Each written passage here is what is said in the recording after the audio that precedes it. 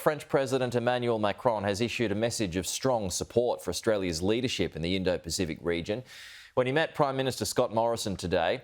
Let's go live to our political editor Andrew Clennell in Paris. Andrew, the message was strong against China.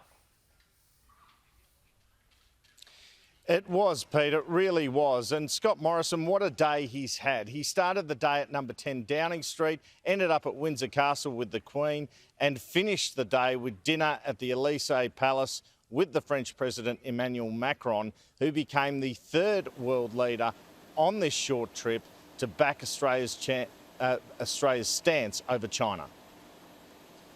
Liberty and affinity. The first of these words is something that the French know much about. No one understands liberty more than the French. Affinity is the word we use to describe our partnership.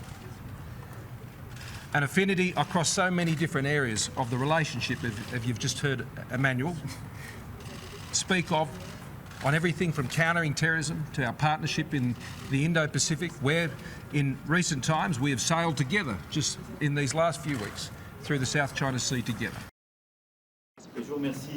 And I would like to thank you, Prime Minister, for the constant work we've been able to put in together. I know that you're at the forefront of the tensions and in the region, threats, sometimes intimidations, and I would like to repeat here how much we support you.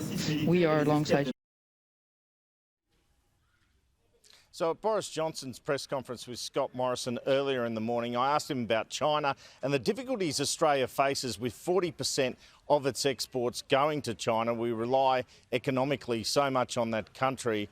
But I asked him what was upsetting him about China, and he said that he didn't want the countries to enter into a Cold War, and he thought Scott Morrison's attitude was the same. What offends you most about China's behaviour?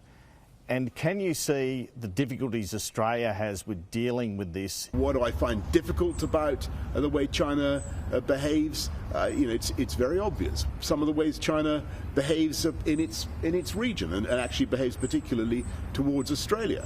So we stand shoulder to shoulder with our friends. But I think I probably speak for Scott as well when I say nobody wants to descend into a new Cold War. So Boris Johnson, Scott Morrison inking that in-principle agreement on a free trade deal between the two countries, which will be properly signed at the end of the year. And Boris Johnson, well, he was quite happy with the deal and he espoused the benefits of it.